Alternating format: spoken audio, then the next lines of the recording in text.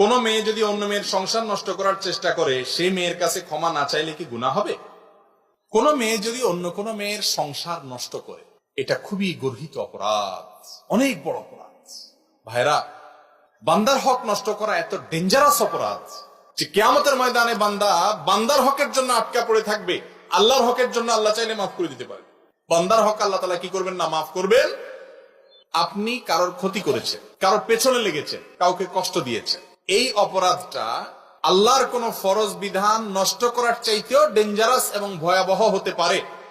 অথচ এটাকে আমরা অপরাধ মনে করি। অনেক মহিলারা আছে যে মহিলারা অন্য মহিলাদের পিছনে লাগে। আমাদের দেশে নারী নির্যাতন পুরুষের চাইতে নারীরা বেশি করে। নারীদেরকে নির্যাতন নারীরাই। একজন বৌমা আসছে আরেক ঘরে, তার জ্বালাতনটা শ্বশুরে বেশি করে না শাশুড়ি বেশি করে? বরং শাশুড়ি ডিস্টার্ব করলে শ্বশুর বেচারা আইসা বলে থাক, আরেক ঘরের মেয়ে। শাশুড়ি ধমক দিয়ে বলে তুমি যাও, বেশি কথা বলো, তুমি কি বুঝো, সব অশান্তির কারণই তো তুমি। একটা জাড়ি মেরে দেয় কি দেয় না?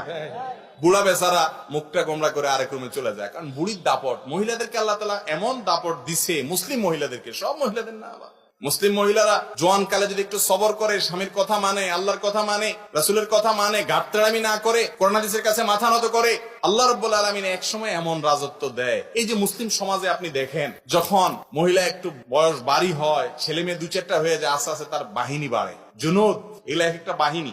ছেলে দুইটা, মেয়ে তিনটা, এগুলো বড় হয়, আস্তে আস্তে মহিলার পাখনা বড় হইতে থাকে, ঠিক না? তখন বাপে একটু জোর করে কথা বলতে হিসাব করে, কারণ পোলাপান সব কার দলে? সব মায়ের দলে। বাহিনী 4-5টা হয়ে গেছে, আর বেচারা দেখেছে হায় হায় আমার সাথে একটাও নেই, মিষ্টি কথা সব তোমার লগে। এই যে দাপটটা করতেছে, এই মহিলা যৌবন কালে যদি বলতো না তোমার কথা শুনবো না, বদ্ধ করে থাকবো না, তোমার কথা কেন মানবো, দৌড় দিত, এর কপালে কিন্তু এই সংসার হতো। আমি এই জন্য অনেক মা বোনকে বলি, যখন আয়েশা নালিশ করে যে শ্বশুর খারাপ, শাশুড়ি খারাপ, সবর করেন, এককালে আল্লাহ রাজত্ব দিবেন, এক সময় আল্লাহ রাজত্ব দিবেন। আল্লাহর নিয়মই হলো সবরে মেওয়া দেয় আল্লাহ তাআলা, একটু সময় লাগে, ঠিক না বেঠিক? তো যাই হোক, যেটা বলতেছিলাম, মহিলাদেরকে কষ্টটা পুরুষদের তুলনায় মহিলারা একটু বেশি দেয়। আমাদের দেশে পুত্রবধূকে জ্বালাতনটা শ্বশুর মশাইয়ের তুলনায় শাশুড়ি একটু বেশি করে, ননদরা একটু বেশি করে, জারেরা একটু বেশি করে। অথচ এটা হওয়া উচিত। আমাদের অনেক মহিলারা আছেন, আমি বলছিলাম পুরুষদের এই রোগ আছে যে আমরা ইবাদত বন্দি করি, পর্দা পশিদা, সালাত সিয়াম সব করি, কিন্তু জারের পেছনে আংটা আংটি করাতে, আলটা আলটি করাতে, শাশুড়িরে উস্কায় দেওয়াতে, দেখছেন আম্মা মাত্র আসলো, কয়দিন হলো সংসারে, সে এখনই এরকম কথা বলতেছে। আম্মা তো বেচারি পড়ালেখা নাই, হয়তো বয়স হয়ে গেছে, সে বলে হ্যাঁ ঠিকই তো বলছো, কত বড় সাহস, এবার লাগে বেচার, ঠিক না ঠিক? ওই যে আলটাটা লাগাই দিল, সংসারে অশান্তি করে দিল। ভালো করে শুনে রাখেন, কারোর সংসারে আগুন ধরানো আল্লাহর জমিনে সবচেয়ে বড় পাপগুলোর মধ্যে, অপরাধগুলোতে একটা অপরাধ। ইবলিস সবচেয়ে খুশি হয় এটাতে। সহিহ মুসলিমের হাদিস যত সম্ভব, রাসূল আকরাম সাল্লাল্লাহু আলাইহি ওয়াসাল্লাম বলেছেন, ইবলিস আরশের উপরে তার সিংহাসন বসায় আর সব বাহিনীকে পাঠায়, বাহিনীগুলো সারা দুনিয়া ঘুরে ঘুরে সব আকাম কুকাম করে দিন শেষে আসে। নেতা জিজ্ঞাসা করে চেলাগুলারে কি কি ঘটাইছস বল। একটা দিয়ে চুরি করাইছি, এক আদম সন্তানটা দিয়ে আকাম করাইছি, আরেকটা দিয়ে কুকাম করাইছি, আরেকটা এসে বলে উস্তাদ আমি বেশি কিছু করতে পারি নাই, স্বামী স্ত্রীর মধ্যে একটু ভেজাল লাগাই দিয়া বিচ্ছেদ করাই দিছি। বলে যে তুমিই তো কাজের কাজ করছো। সবচেয়ে বেশি খুশি হয় ইবলিস। রাসূল আকরাম সাল্লাল্লাহু আলাইহি ওয়াসাল্লাম হাদিস থেকে বোঝা যায়, স্বামী স্ত্রীর মধ্যে মনোমালিন্য হওয়া, দূরত্ব সৃষ্টি হওয়া, এটা এত বড় অন্যায়, এত বড় খারাপ জিনিস আল্লাহর কাছে। এর সাথে যারা দায়ী তারা কত বড় অপরাধী হতে পারে, কত বড় পাপিষ্ঠ হতে পারে, এবার বলা রাখে, অপেক্ষা রাখে না। অতএব কোন সংসারে অশান্তির জন্য কেউ যদি দায়ী হয়, কারোর কারণে এরকম হয়, সে যদি বুঝতে পারে এক সময় যে আমি ভুল করছি, তাহলে তার উচিত যায় স্বীকার করা। যে মেয়ের বিরুদ্ধে যাকে উস্কাই দিছে তাকে বলবে যে আমার ভুল হয়েছে, ওর আসলে দোষ নাই, এটাকে বরং ওভারকাম করতে হবে এবং তওবা করতে হবে। যার হক নষ্ট করছে তার কাছে মাপ চাইতে হবে। মাপ না চাইলে বান্দার হক নষ্টের কারণে আমলের পাহাড় নিয়ে উঠেও কিয়ামতের দিন দাঁড়িয়ে থাকতে হবে ওই মেয়ের কাছে মাপ চাওয়ার আগ পর্যন্ত যে মেয়ের সংসারে অশান্তি লাগিয়েছে। কথা কি বুঝাতে পারছি? আল্লাহ তাআলা আমাদের সবাইকে সাবধান হওয়ার তৌফিক দান করুন। কারোর পিছে লাগবেন না তো ইনশাআল্লাহ। লা তাদাবারু। আমাদের প্রিয় নবী সাল্লাল্লাহু আলাইহি ওয়াসাল্লাম এই হাদিস আজকের যুগে সবচেয়ে মিসকিন হয়ে গেছে, আলেম গায়রে আলেম সবার কাছে মিসকিন হয়ে গেছে হাদিস, অসহায় মতো। এই হাদিসের কোনো মূল্যায়ন আমাদের কাছে নাই। লা তাদাবারু ওয়ালা তাহাসাদু ওয়ালা তাবাগাদু। তোমরা একে অন্যের পেছনে লেগো না।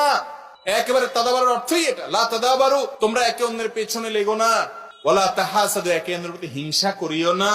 ওয়ালা তাবাগাদু, একে অন্যের প্রতি শত্রুতা করো না।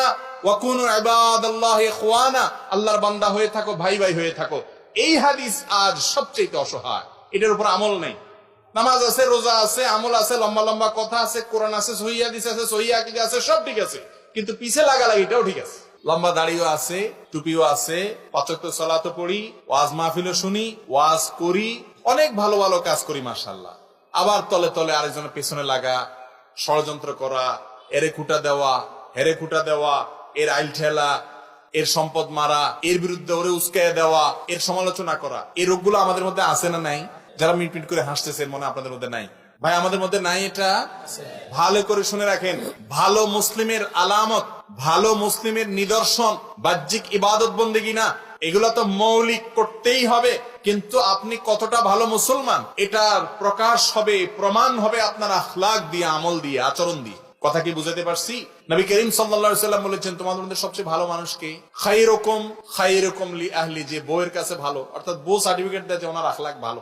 এটা সোজা কথা না। বউয়ের কাছে সার্টিফিকেট পাওয়া কত কঠিন যারা বিবাহিত তারা বুঝেন। বিশেষ করে 2-4টা ছেলে মেয়ে হয়ে গেছে তারা বুঝেন কত ধানে কত চায়, কত কাঠখড়ি পোড়ানোর পরে বউর খুশি সন্তুষ্টি অর্জন করা যায়। কারণ সারাদিন খেচর খেচর করেন, গেউ গেউ করেন, আচরণ খারাপ করেন, যা তা বলেন, মুখ খারাপ করেন, হুজুর মানুষ হইয়াও ব্যবহার খারাপ করেন। বাইরে তো মানুষ দেখে যে আপনি ফেরেশতা, মাশাআল্লাহ, ইয়া বড় হুজুর, কিন্তু ভিতরে আপনার বউ জানে আপনার গোমর কি। ঠিক না ঠিক? এই জন্য সেখানে আচরণ ভালো করেন, আপনি ভালো মুসলমান। শুধু সালাত সিয়ামের মাধ্যমে না, আখলাকের মাধ্যমে ভালো মুসলমান হইতে হবে। অন্যের ক্ষতি যেন না হয় আমার দ্বারা, সেই চেষ্টাটা করতে হবে। ইবলিস বুঝতে পারছে যে এই কাজ দিয়া জাহান্নামে নেওয়া সবচাইতে কি হবে? সহজ। কি আলেম, কি জালেম, কি হুজুর, কি গায়রে হুজুর, কি মসজিদের ইমাম, কি মুয়াজ্জিন, কি মুসল্লি, কি মুক্তাদি, সবার মধ্যে এই রোগ আজকে আমাদের ভিতরে ঢুকে গেছে। আল্লাহ তাআলা আমাদেরকে বুঝার তৌফিক দান করুন। কারোর কষ্টের কারণ হব না তো ইনশাআল্লাহ, কারো ডিস্টার্ব করবো না তো ইনশাআল্লাহ, কারো পেছনে লাগবে না তো ইনশাআল্লাহ, ভালো মানুষ হবো তো ইনশাআল্লাহ।